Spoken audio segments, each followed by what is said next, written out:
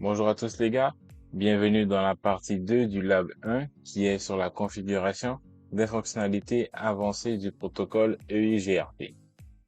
Donc, dans la précédente vidéo, nous avons réalisé la partie 1 qui était réalisée avec succès et donc nous allons passer à la partie 2. Pour commencer, nous devons configurer le protocole EIGRP. Donc, on va commencer sur le routeur 1 comme ce qui a été demandé. On va se rendre sur le routeur 1. Et ici, comme on peut voir, on nous demande le mot de passe, ce qui a été configuré dans la première partie. Le premier mot de passe, si je ne me trompe pas, c'est sysqueen. Parfait.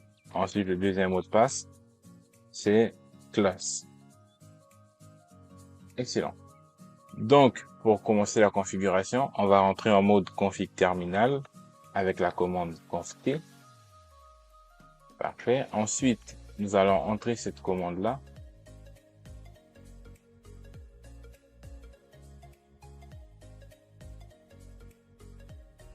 Parfait. Routeur EIGRP1.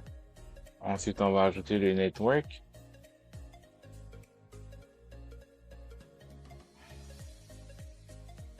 Network 0.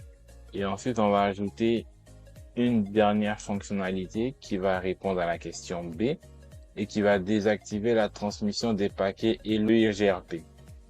La commande en question, c'est Passive Interface et on va préciser laquelle est-ce que on veut qu'il ne reçoive pas les paquets Hello EIGRP. Nous, dans notre cas, c'est le Giga Ethernet 00, c'est-à-dire celui qui va vers le PC. Dans tous les cas, le PC pourra pas lire ces paquets-là et donc va créer un trafic qui ne sera pas vraiment utile sur notre réseau. Parfait. Tout a été configuré correctement. On va sortir et par la suite, on nous demande aussi de configurer la bande passante sur le même routeur, mais pour le port série 0 et pour le port série 1. Donc, on va le réaliser à l'instant. Nous allons rentrer encore en mode config terminal. Ensuite, on va rentrer la commande int pour interface in English. Et on va rentrer le port en question, série 0/0/0. Et ensuite, on va utiliser la commande bandwidth et on va ajouter la taille à laquelle nous voulons. Dans notre cas, c'est 1024. Il y a juste une erreur, un instant.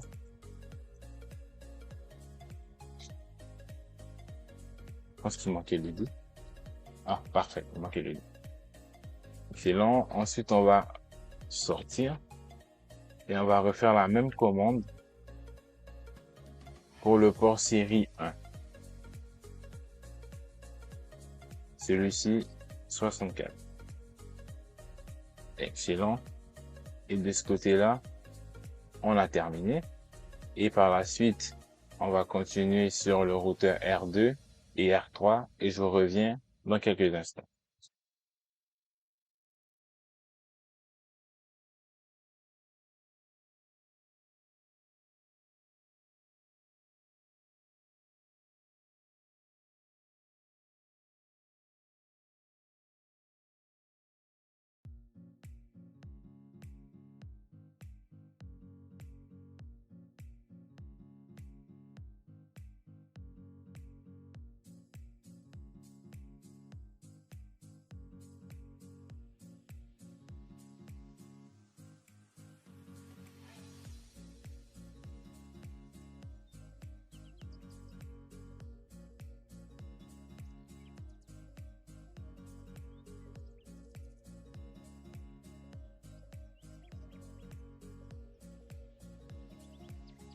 On vient de terminer la configuration des 3 routeurs comme demandé pour la partie 2.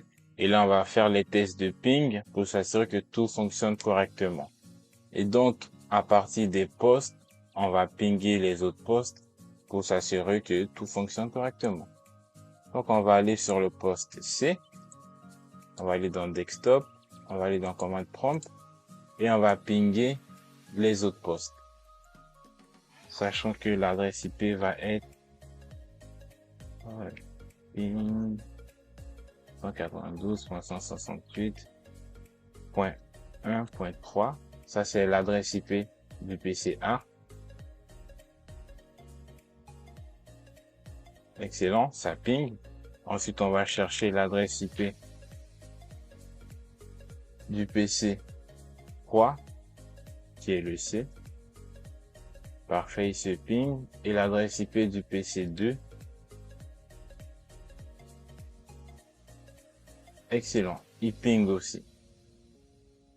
Tout ça, c'est bon. Ensuite, on va venir voir le PCB. Desktop. Et on va ping les autres. 92.168.1.3. Parfait, le ping se fait avec succès.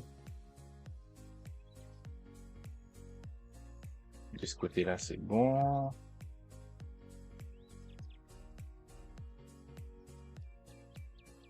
Parfait. Nos pings fonctionnent super bien. Et ici, il y a une petite remarque qui dit que si les pings ne fonctionnent pas, il faut désactiver le pare-feu. Pour ce faire, c'est très simple. On va aller dans Firewall, ici, et on va cliquer sur Off. À ce moment-là, le pare-feu sera désactivé et vous pouvez réessayer les pings pour vous assurer que tout fonctionne correctement. Donc, on va passer à la partie 3, vu qu'on s'est assuré que tous les pings fonctionnaient. Parfait. Pour la partie 3, on va configurer le protocole EIGRP pour la récapitulation automatique. Pour ce faire, on va commencer par taper la commande Show IP Protocols sur le routeur R1. On va juste devoir se reconnecter. Cisco EN class. Parfait. Ensuite, on va rentrer la commande Show IP Protocols. Ici, on voit tout ce qui a rapport avec le protocole qu'on vient de mettre en place. Toutes les informations nécessaires. Ensuite, on va configurer les adresses de bouclage. Pour ce faire, c'est pas compliqué. On va rentrer en mode config terminal, conft. Ensuite, on va rentrer la commande int loopback 1. Celle-ci, on va faire entrer. Et ensuite, on va ajouter l'adresse IP.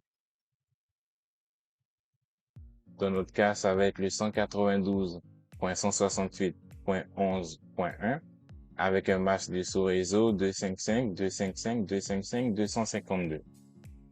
On va faire entrer et on va inscrire notre commande noshot pour activer l'interface. Parfait. Ensuite, exit. Et on va recommencer la commande car on a à peu près 4 autres à ajouter. 3 autres à ajouter pour un total de 4.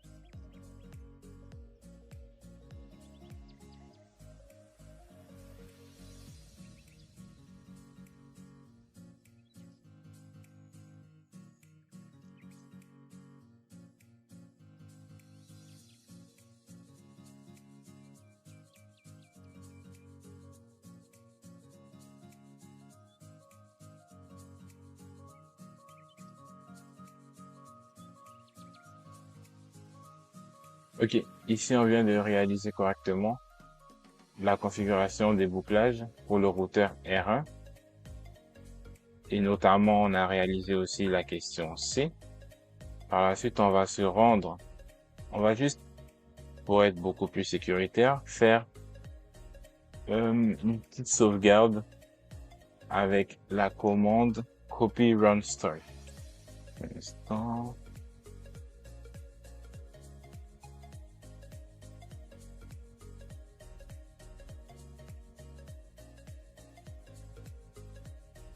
Parfait. Ensuite, on va se rendre sur le routeur R2 et on va taper cette commande-là.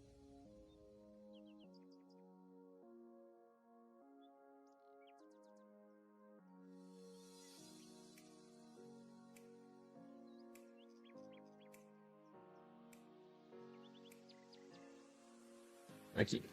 Ici, on ajoute les informations nécessaires par rapport aux routes EIGRP qui ont été configurées au préalable. Ensuite, sur le routeur R1, on va exécuter la commande auto summary. Ça va bien long. On retourne sur notre routeur 1. Ensuite, on va aller en mode config terminal. Routeur UI GRP. 1. Parfait. Auto summary.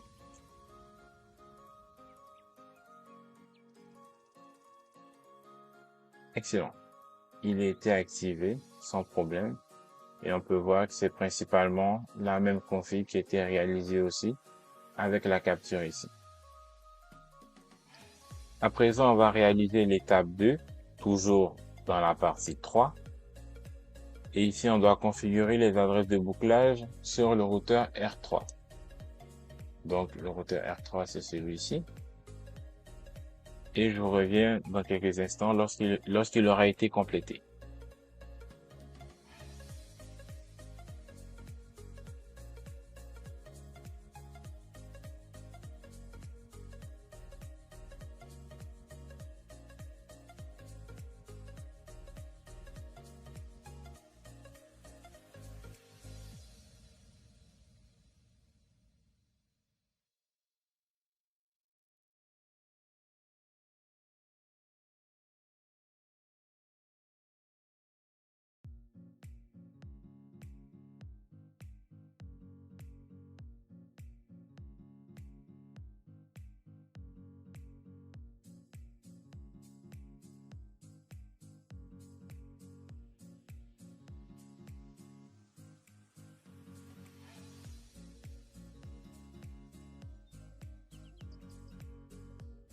La configuration de R3 est terminée.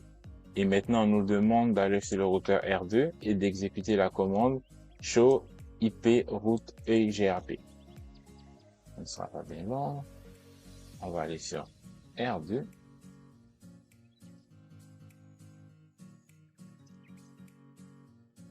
Parfait. Ici, on peut voir que la commande, mais le tableau en question a été mis à jour parce qu'on peut distinguer plusieurs autres routes qui se sont ajoutées comparées au précédent tableau lorsqu'on a fait la même commande. Ensuite, pour la question E, on nous demande pour les interfaces série sur R3, exécuter la commande IP Summary Address EUGRP1 Network Address Subnet Mask pour récapituler manuellement les réseaux. Donc on va se rendre sur notre routeur R3.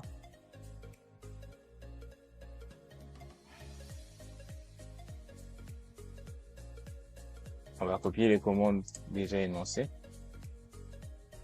Consulter.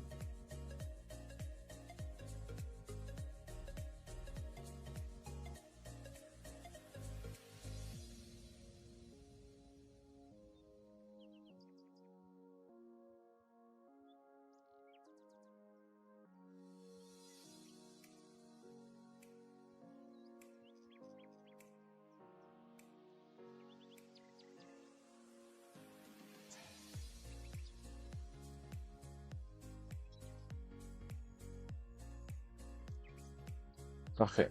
La commande a été réalisée correctement et on peut voir qu'on a eu le même type de message qui est affiché ici. Et donc, tout a fonctionné. On vient de terminer la partie 3. Au niveau de la partie 4, il nous dit configuration et propagation d'une route statique par défaut. Et cette configuration-là va être réalisée principalement sur le routeur R2. Donc, nous allons nous rendre sur notre routeur R2. Parfait. Ensuite, on nous dit de configurer l'adresse de bouclage. Ça va être la même chose qui a été faite sur R1, donc je reviens dans quelques instants.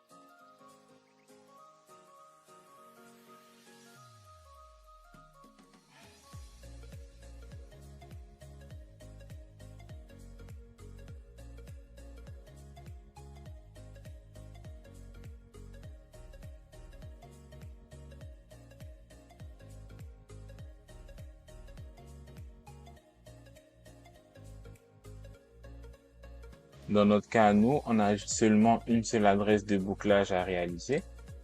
Comme on peut le voir sur la topologie ici présente, on a seulement le LO numéro 1 qu'on doit réaliser sur le routeur R2. Ça sera pas bien long. On revient à la partie 4. Parfait. Ici, on a configuré correctement l'adresse de bouclage. Ensuite, on va créer la route statique avec cette commande-là. Toujours en mode config terminal. Et on ajoute la commande. Excellent. Il vient de s'ajouter. Ensuite, il faut exécuter la commande redistribute static.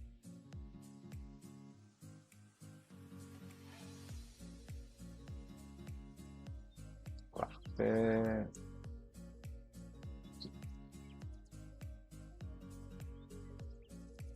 Routeur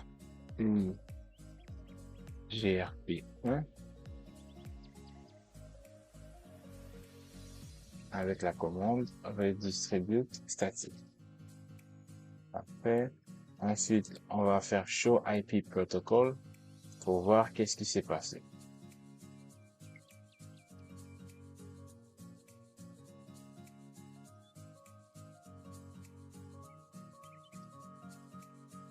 Ici, on peut voir que au niveau de la redistribution du protocole EUGRP qui était configuré avec le numéro 1 pour identification, il est en mode statique. Comme ici, on peut aussi le voir directement sur cette capture-là. À présent, on vient de compléter correctement la partie 4. Merci beaucoup de m'avoir suivi et à la prochaine pour la partie 5 et 6 du Lab 1 sur la configuration des fonctionnalités avancées du protocole EUGRP. Bonne journée à tous!